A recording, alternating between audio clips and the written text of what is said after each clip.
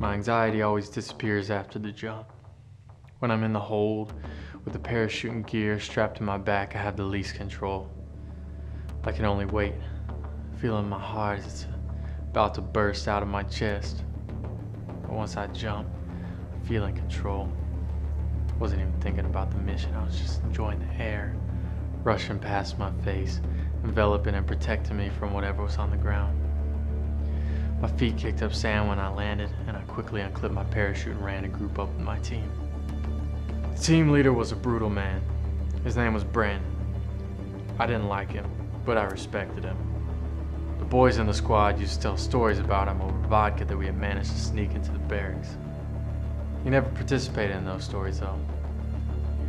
The plan he came up with was one we had rehearsed many times before. Form a perimeter, lock down the exits, and then enter.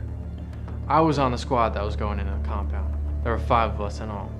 I was second behind Brandon. We each covered overlapping zones, and we had a perfect approach. We each had a job. My job was to keep an eye out for snipers and identify and kill the priority target. This was the part that bothered me. They hadn't told me who we were going in here to kill. They hadn't even told me what they looked like. All they would tell us was where the target was hiding.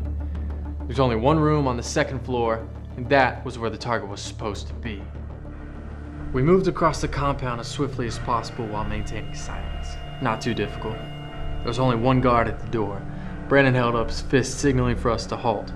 He was no more than 6 feet away when he stooped down to the ground and tossed a rock a few feet from the guard. Brandon took the opportunity to slide his blade into the man's larynx. 10 seconds is all it took. We are all only 10 seconds from death. We breached the building and took the staircase to our right, just where command said it would be. Sure enough, at the top of the staircase was a hallway with only one door. Brandon signaled for 2 guys on our team to guard the stairs while the rest of us formed a semicircle around the doorway. With a nod to signal that we better be ready, we opened the door. We all went in there on high alert, but what we saw was not what we were expecting.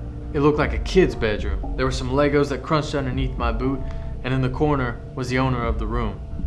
She was cowering behind a teddy bear that was at least twice as big as she was. I took the lead and I walked over to her. I tried to move slowly and crouched on my heels so that I wouldn't tower over her. "Hey, we're not here to hurt you. We want to keep you safe. I promise I won't hurt you," I said. "Do you speak English?" I added. She nodded. I could hear Brandon talking to Command in the background. "What the fuck do you mean?" he said. He was probably pissed that Command had fucked up this badly. "We are the guys the best want to be." "Fuck," I heard Brandon say loudly. "I need you to move." I thought Brandon was speaking to someone else at first, but then I looked over my shoulder. His gun was raised and it was pointing directly at the girl. The only problem was I was in the way. I had just been comforting the person we were sent to kill. But a girl that couldn't be more than 10, why would Command send us to kill a child? I'm not a moral man, but in that moment I made a decision. "No," I told Brandon. I expected him to be angry, but instead, he slowly put down his gun and raised his hands. For a second, I thought that he did it because of me, but when I turned around, I saw the real reason. That little girl had pulled out enough C4 to level the whole building out of the back of her teddy bear. There was a smile on her face, but not the carefree smile of a child. I heard 2 gunshots in the hallway, and armed men came bursting into the room. The little girl rose, dried the tears off her cheek with the sleeve of her pajamas, and began to give orders. She pointed at Brandon. "That one dies." Without hesitation or emotion, one of the armed men shot Brandon in the head.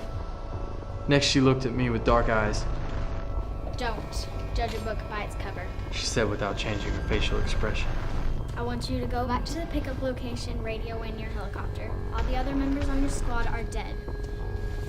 Tell your superiors what happened here." She then began to stride out of the room. She stopped and turned back to me. "I'm not going to hurt you." She paused, then smiled that precocious smile again. Yet.